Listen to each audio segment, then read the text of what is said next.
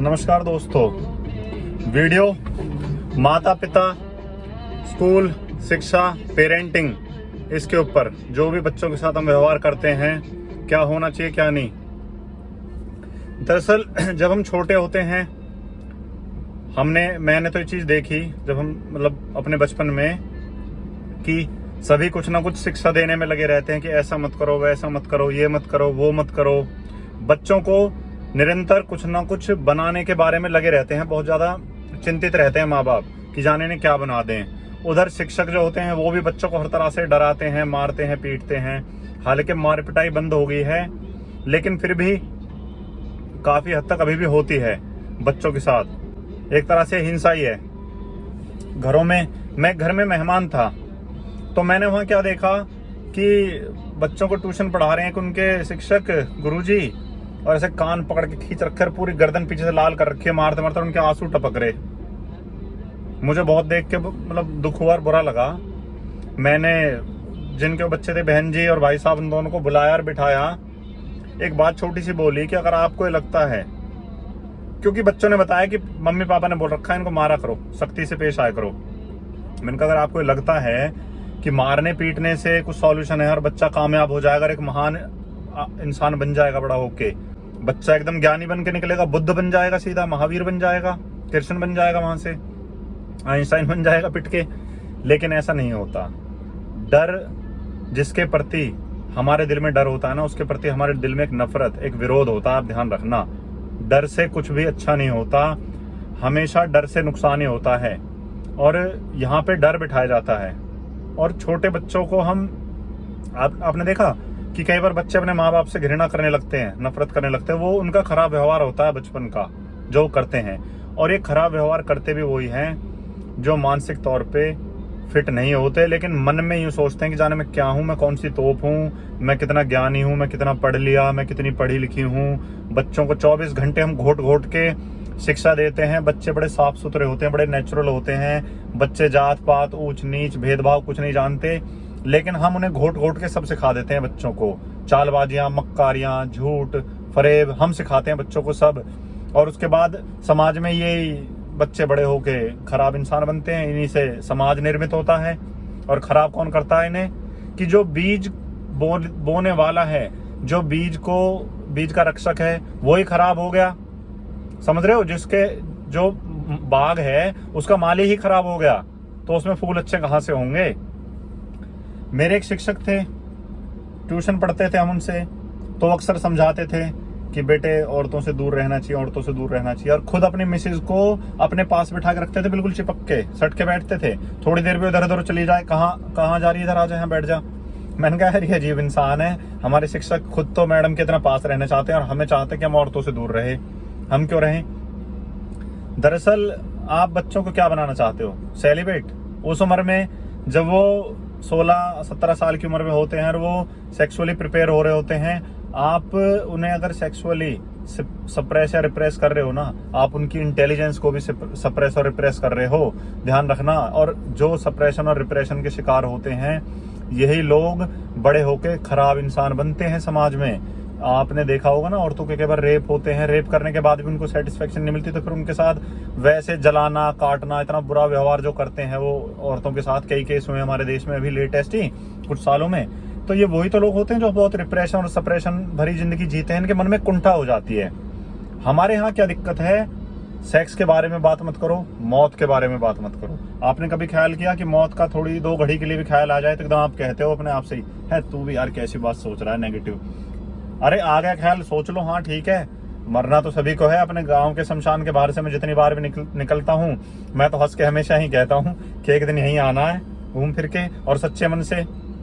कोई ये नहीं है कि झूठे को नहीं। ज्यादातर लोग जब शमशान में जाते हैं वो ये सोचते हैं यही तो मरा, मैं थोड़ी ना मरूंगा। अपने आप के लिए कभी कोई नहीं सोचता कि मैं मरूंगा। तो मतलब कुछ 2 चीजें, सेक्स और मौत, ऐसी है जिसके बारे में बात करने से सब बचते हैं। और एक बात कि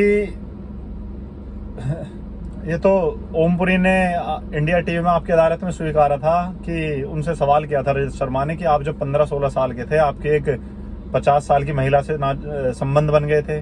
उसने कहा हाँ बिल्कुल थे। तो इसमें आप क्या कहोगे? रजत शर्मा ने पूछा। कह रहा कि 50 साल की महिला की गलती है, 16 साल के बच्चे की गलती है, बताओ। और उसके बाद वो थिएटर का ऐसा एक्टर था ओमपुरी, जबरदस्त जिसे कहते हैं, वाकई में मैं तो उनका फैन था, उनकी एक्टिंग का। तो हर किसी में प्रतिभा अलग होती है।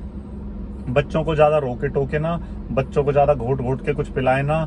हिंदू, मुसलमान, सिख, ईसाई बच्चे पैदा नहीं होते, ये माँ बाप उन्हें सिखाते हैं, ये वो है, ये वो जाति है, ये नीची जाति है, सब कुछ नहीं। छोटे बच्चे जब होते हैं वो तो किसी के साथ खेल लेते हैं, कहीं भी चले जाते हैं, उनके अंदर प्यार होता है बहुत ज्यादा।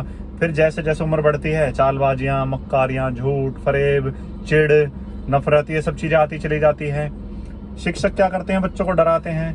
आज्ञाकारी जो बच्चा है उसे आप घरों में, स्कूल में समझदार मानते हैं। जबकि मैं यहाँ से एक बात कहना चाहूंगा कि जो बच्चा आज्ञाकारी है उसमें प्रतिभा नहीं है, याद रखो, विद्रोही बच्चा प्रतिभावान है। लेकिन माता पिता शिक्षक आज्ञाकारी बच्चे को प्यार करते हैं। जो आपकी हर हाँ में हाँ मिला रहा है, सोच लो वो या तो बहुत डाउन है यहाँ से, या फिर वो मक्कार है, झूठी एक्टिंग कर रहा है आपके सामने कि उसे पता है इनको खुश करके रखना है, इनके हाँ में हाँ मिलाओ। जो जेन्युइन होगा, जिसमें कुछ समझ होगी, प्रतिभा होगी, उसमें विद्रोह तो होता है, रिबेलियस नेचर उसका होता है, जिसके अंदर टैलेंट होता है वो वही बात स्वीकारेगा, उसी बात में हाँ मिलाएगा जो उसके अंदर से आत्मा गवाही देगी, और उसकी हाँ भी सच्ची होगी और ना भी सच्ची होगी। और ये जो झूठे जो आज्ञाकारी होते हैं, नकली, जो समाज में दिखाने के लिए, अपने आप को बड़ा महान साबित करने के लिए बन जाते हैं, 30-40 की एज में पक्के मक्कार बन जाते हैं, करेक्टर में, एक अभिनय में घुसे रहते हैं हर टाइम। इनकी हाँ भी झूठी होती है और इसकी ना भी झूठी होती है। इनका सब कुछ झूठ पे ही निर्मित होता है, इनका कुछ सच नहीं होता। इनका बस एक सच होता है कि ये झूठे हैं, ये चालबाज हैं, ये प्रीटेंडिंग गेम खेलते हैं। और अब ये चीजें छोटे बच्चों में आने लगी, पहले नहीं आती थी। जब हम बच्चे थे 90s में, जब मैं मतलब हमारा बचपन था, मैं 80s बॉर्न हूँ, तो 82, तब ये सब नहीं था। लेकिन अब ये चीजें आ गई हैं बहुत छोटे बच्चों में। क्यों? उनके माँ बाप उन्हें दिन रात कल्टीवेट करने में लगे हुए हैं, उन्हें शिक्षा देने में लगे हुए हैं। और मैं एक और घर में आता जाता था, तो वहां मैंने देखा, एक उनके भाई थे उस घर में छोटे, वो सुबह शाम शोर मचाना अपने बच्चों से, उनका मुंह बंद नहीं होता, इतनी बुरी तरह वो शोर मचाते थे, शिक्षा दे के चिल्लाना, हाइपर हो जाना, कि उनकी आवाज पूरी गली और घरों तक गूंजती थी, दूर तक भी, कि हाँ भाई फलाना आदमी पागल हो चुका है, अब अपने बच्चों को शिक्षा दे रहा है।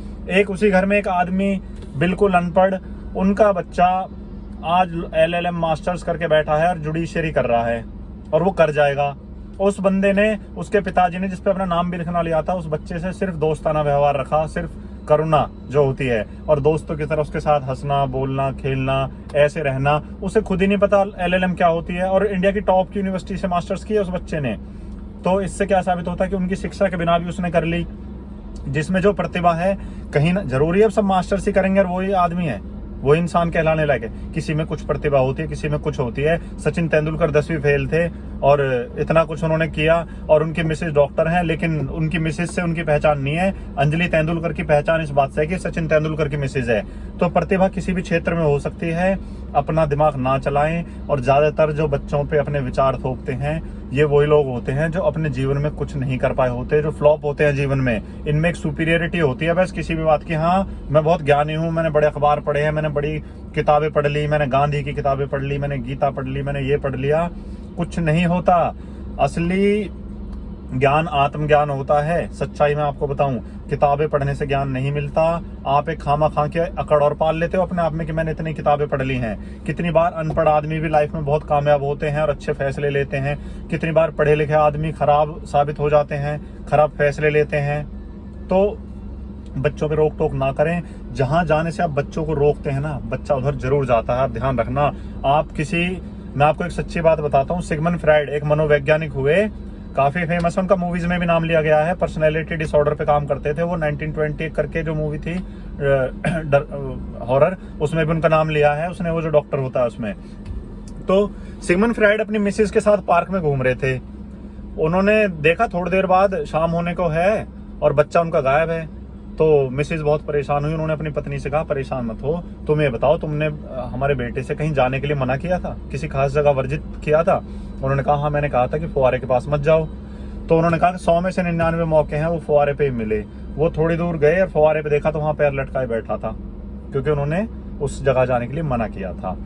डर से बच्चों में नफरत पैदा होती है हमारे प्रति, या फिर झूठा आचरण पैदा होता है। दोनों ही चीज अच्छी नहीं है, झूठा आचरण भी अच्छा नहीं है और नफरत भी अच्छी नहीं है। मेरे स्कूल के प्रिंसिपल मैथ्स पढ़ाते थे, मैं मैथ्स में बिल्कुल जीरो जिसे कहते हैं ना, बिल्कुल जीरो, कुछ भी नहीं आता था मुझे मैथ्स का। वो पढ़ाते थे लेकिन वो मारते बहुत थे, उनसे मैं डरता था, तो मैं सबसे पीछे बैठा हुआ था।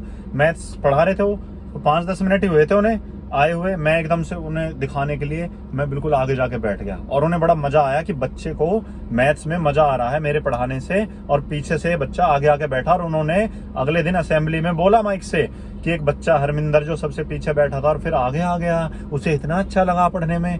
यहाँ कुछ भी अच्छा नहीं लगा, यहाँ मैं डर के मारे आगे बैठा था, अंदर से एक चोर था, डर लग रहा था, खामखा एक्टिंग करी मैंने कि तू आगे जाके बैठ जा, उसके बाद तेरे से सवाल नहीं पूछेंगे, सवाल हमेशा पीछे वालों से पूछे जाते हैं। अब बताओ क्या सीख लिया मैंने डर के? खूब मारा उन्होंने, वो ढंग से मारा, सदा 10वीं तक तो खूब पिटा हूं मैं उनसे, 10वीं 11वीं तक, बैत से, थप्पड़ से, जैसे भी जब भी कुछ बात होती थी मैं पिटता था, शरारतें में करता था, ये सच बात है, बहुत शरारती था मैं, स्कूल में सबसे ज्यादा शरारती था। लेकिन उस पिटने से हुआ क्या, मैं तो मैथ्स नहीं सीख पाया ना, मेरी तो 10वीं की 2 मार्कशीट बनी पड़ी है कंपार्टमेंट, पहले फेल हो गया, फिर कंपार्टमेंट आई, 2 मार्कशीट बन गई टूट के उनकी, फिर 12वीं में कंपार्टमेंट आई सोशल साइंस में, फिर वो कंपार्टमेंट तोड़ी। अब मतलब मैं फिर भी नहीं पढ़ पाया इतना पिट के भी।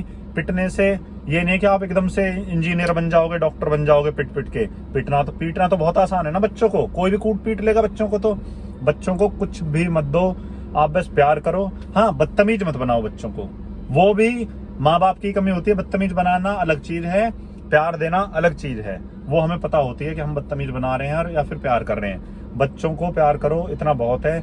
जो भी आप बच्चों को सिखाओगे कुछ गलत ही सिखाओगे, क्योंकि आपने अपने जीवन में क्या उखाड़ लिया, कभी गौर से देखो अपने जीवन में, आप पाओगे ना, पीछे लौटोगे अपने जीवन में तो आप यही देखोगे सब कुछ तो मूर्खताएं करी है जीवन में। बच्चे हमसे ज्यादा समझदार होते हैं, उन्हें नेचुरली रहने दो, जैसा उन्हें जो वो होने के लिए पैदा हुए हैं, कुदरत ने जो उन्हें पैदा किया है होने के लिए, उन्हें वैसा बन जाने दो। तो दोस्तों, वीडियो अच्छी लगे तो लाइक और सब्सक्राइब कर देना, और इसका शायद पार्ट 2 भी बनाऊं इसके बाद। नमस्कार।